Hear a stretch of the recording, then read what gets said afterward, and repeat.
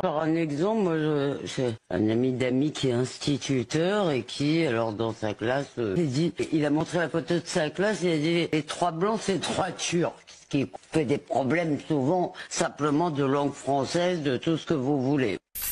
Bon les amis, sur cette première vidéo, on va se tourner vers Elisabeth Borne, qui trouve ça normal qu'on vire une enseignante pour une minute de silence à la mémoire de Gaza. Les amis, avant de commencer cette petite réaction, je compte sur vous pour plus de visibilité sur la chaîne. Un petit like, un petit commentaire, ça fait toujours plaisir. Et si t'es pas abonné, abonne-toi, c'est totalement gratuit. C'était le 26 mars. Elle a été suspendue pour 4 mois à titre conservatoire. Aujourd'hui, cette enseignante demande sa réintégration. Y êtes-vous favorable? Alors, il y aura une décision, hein. La suspension, comme vous l'avez dit, elle était conservatoire. Je pense qu'il ne faut pas confondre deux choses. La liberté d'enseigner, enfin, on a le Sachant droit qu'elle ne l'a pas d'aborder. imposé aux élèves. Les élèves ont demandé à le faire et ceux qui le souhaitaient ont observé cette minute de silence pendant une récré. Il y a une liberté d'enseigner et donc de parler du conflit au Proche-Orient. On ne décide pas, ça se fait dans un cadre organisé à l'éducation nationale, de faire une minute de silence. Donc je pense que parler du conflit israélo-palestinien, c'est une chose. Ensuite, prendre une position politique dans ce conflit, c'est autre chose. Et là, il y a une obligation de réserve de Donc, nos enseignants. elle a fait une faute? Ben, je vous dis, elle est sortie du principe de neutralité qui s'applique à nos enseignants. Ah, c'est quand même dingue le deux poids de mesure qui se passe en France, hein, quand on a des Morandini qui ont été condamnés quand même, hein, pour attouchement sur mineur. Quand on a des Pierre Palmade à droguer jusqu'au bout qui déciment toute une famille, les amis, on n'a pas ce discours-là. Nicolas Sarkozy, ancien président français qui a été condamné combien de fois, les amis? Est-ce qu'ils ont des mots crus comme ça? Non, les amis, non. Là, on nous explique qu'il y a une enseignante qui a fait une minute de silence parce que ses élèves pendant la cour de récréation, lui ont demandé de le faire. Lui, il a participé, c'était pas pendant les heures d'études, tout simplement. Et il va perdre son boulot. Et ça serait pas gravissime, franchement. Et pendant ce temps-là, les amis, on a encore Rontemplan qui continue avec son mot barbare. Pas besoin de vous dire qu'il nous fatigue, ce petit personnage. Il faut frapper les délinquants et les barbares, comme je les ai appelés, au portefeuille, que l'État systématiquement se retourne contre ses coupables, qu'on les fasse payer, qu'on crée une dette personnelle ineffaçable, qu'on mobilise le fisc qui a des moyens de recouvrement. Voilà, quand vous ne payez pas votre impôt, là, on doit payer l'impôt avant minuit, il faut faire les déclarations pour les départements. Enfin, croyez-moi, le fisc, il va savoir vous retrouver ces moyens-là, il faut les mettre aussi à disposition pour taper au portefeuille ces barbares. Pareil pour ceux qui reçoivent des aides sociales. Vous croyez que les Français, ils payent leurs impôts pour donner de l'argent à travers les prestations sociales à des gens qui sont des délinquants? Non, stop. Un peu de bon sens. Moi, j'essaie de défendre ce que j'appelle la France des honnêtes gens. Les honnêtes gens, ils cassent pas. Et souvent, d'ailleurs, ils sont calmes, ils travaillent dur. Ils élèvent difficilement parfois leurs enfants, mais c'est cette France-là que je veux absolument soutenir. Et quand il y a des défaillances parentales, il y a un article du Code pénal qui est très peu utilisé, l'article 227-17, qui permet, lorsqu'il y a des défaillances caractérisées des parents, notamment pour des jeunes enfants, franchement, qu'est-ce que des gamins de 11 ans, de 12 ans, de 10 ans ont à faire à traîner dans la rue la nuit? Bon, bah ça, il faut, à ce moment-là, là encore, qu'en matière d'allocation familiale, de prestations sociales, on puisse sévir.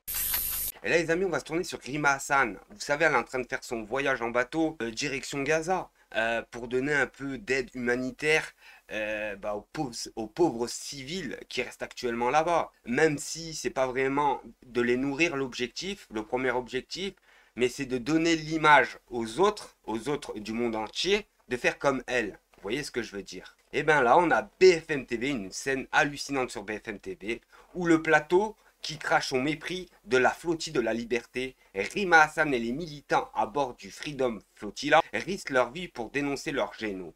Une action insupportable pour les médias français, pro-Netanyahou qui qualifie le navire humanitaire de croisière. Hallucinant ou pas? Et l'eurodéputée LFI Rima Hassan qui poste régulièrement des vidéos de cette croisière qui, comment dire, amuse ou exaspère, c'est au choix, les réseaux sociaux en tout cas. Et après on va nous expliquer à nous moutons, que les médias n'ont pas été achetés. Non mais franchement.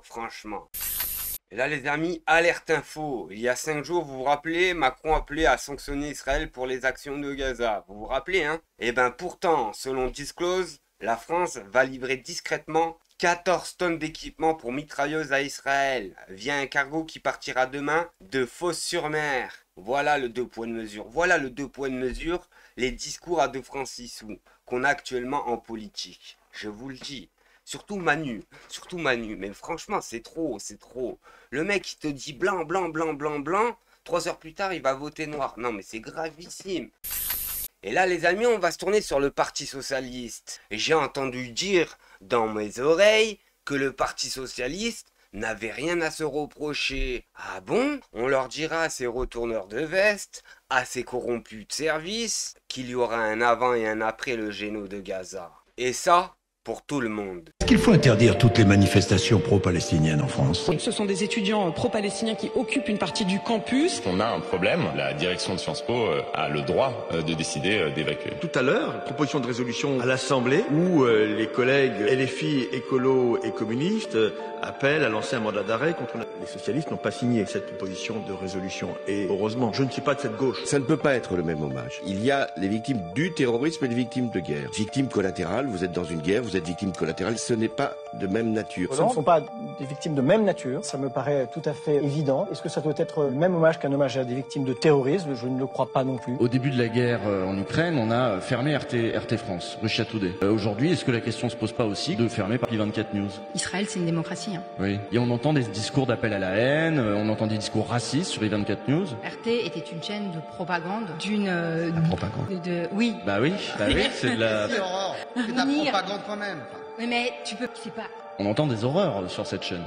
C'est pas... Ouais, mais c'est pas... Dans quelques jours, il y a une conférence à l'université de Lille de Jean-Luc Mélenchon avec Rima Hassan, donc qui figure sur sa liste. En bas à droite de cette affiche pour ce meeting, il y a un petit logo où il y a écrit Palestine libre. Et Palestine libre, il y a une carte.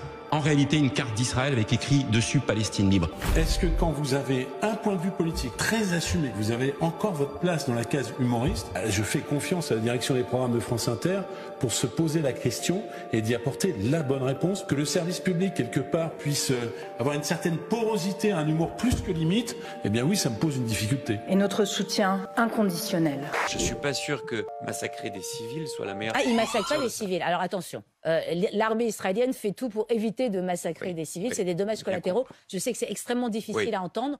Je vais vous faire montrer un tweet et une petite vidéo, franchement, qui m'a bien fait rire. Et la personne qui a marqué ça a bien raison.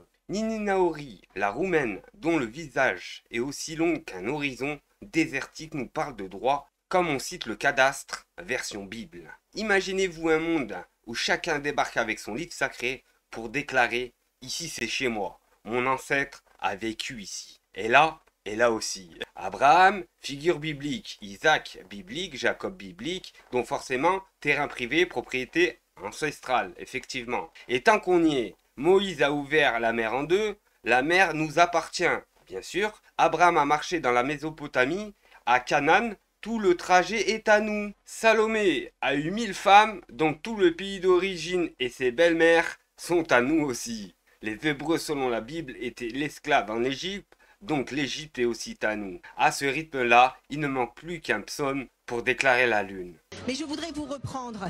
Il ne s'agit pas de l'annexion de la Cisjordanie. Il s'agit de l'application de la souveraineté sur la Judée-Samarie, qui est le berceau de l'histoire juive. Nos ancêtres, Abraham et Yaakov, n'étaient pas sur le littoral de Tel Aviv, d'Israël. Ils étaient à Hebron. Et le peuple juif est arrivé vers Shrem. Nous avions nos tables de la loi à Shiloh. Et donc, cette terre, ces zones, ces régions de la Judée et de la Samarie sont des zones qui nous ont été retirées par le vote du partage en 1947 et qui ont été libérées en 1967 lors de la guerre des 6 jours, lors d'une guerre défensive. Et ça les amis, c'est une tépitée française, pas besoin de vous dire, après ça il n'y a plus rien à dire.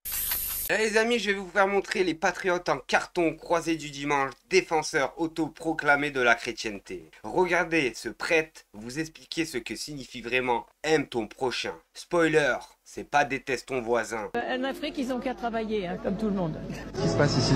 Bah écoute, je sais pas, moi je découvre, moi j'ai une autre manif, écoute, hein, puis je suis assez surpris, mais on dirait que c'est intéressant, il y en a quand même pas trop. Lévitique chapitre 33, si un étranger vient séjourner dans votre pays, vous traiterez l'étranger comme vous-même, parce que vous avez tous été des étrangers dans le pays d'Égypte. Je pense qu'il faut qu'on mette un petit peu de couleur là-dedans, là. Ça serait bien. Vous trouvez que c'est trop blanc? Ouais. Non, c'est pas trop blanc, c'est pas trop bleu, c'est pas trop rose. Il faut juste qu'on puisse casser les murs et puis faire tomber les préjugés, les stéréotypes, les clichés, c'est tout. Ouais, mais en même temps, moi je rentre pas dans le jeu de votre question, moi je suis pour l'ouverture.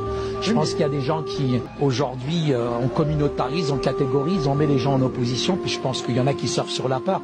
Et mon pire ennemi, justement, c'est les médias. Et je crois qu'il faut aller au-delà des apparences, et puis derrière les apparences se cachent des gens avec un cœur qui soit blanc, rouge ou vert. Je pense que c'est la rencontre qui est importante. Mais si ça fait augmenter la violence et la tension dans le pays, je crois qu'il n'y a pas pire. Les viols, etc. Je crois qu'il n'y a pas pire que la violence des préjugés, des stéréotypes et des clichés. Je crois que c'est ça notre pire ennemi. Ce sont les médias qui construisent souvent une image apocalyptique les uns contre les autres. Moi, je suis pas contre les uns contre les autres. Je pense qu'il faut aller à la rencontre et puis tendre la main et le dialogue. La parole a beaucoup plus de force que la violence. On parle de violence, de violence, de violence.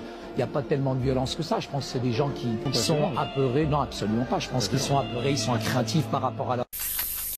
Et sur cette dernière vidéo, les amis, on va se tourner vers le député de la France Insoumise, Aurélien Lecoq, qui explique ce matin en commission des finances: les députés du RN ont franchi un cap.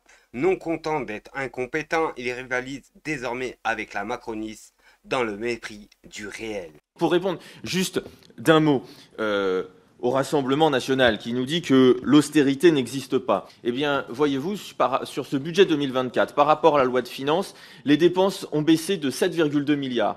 Mais plus intéressant que les montants exacts à l'euro près de l'évolution des dépenses, quand on réfléchit l'austérité, il faut réfléchir par rapport à l'inflation, il faut réfléchir par rapport à ce que coûtent réellement les dépenses. Et donc, c'est complètement ubuesque de comparer des chiffres sans prendre en compte le fait que les prix augmentent. Si les prix augmentent dans ce que vous avez besoin d'acheter, par exemple, pour faire tourner une école, si les prix de l'énergie, par exemple, augmentent pour pouvoir chauffer l'école, alors, avec le même montant d'une année sur l'autre, vous n'êtes pas capable de chauffer la même superficie. Donc oui, lorsque, au final, on chauffe moins, lorsque, au final, on doit acheter moins de choses pour fournir nos hôpitaux, quand on doit acheter moins de matériel pour la police, moi je considère que ça s'appelle de l'austérité, même si les chiffres augmentent parfois légèrement parce qu'il y a quelque chose qu'on appelle l'inflation.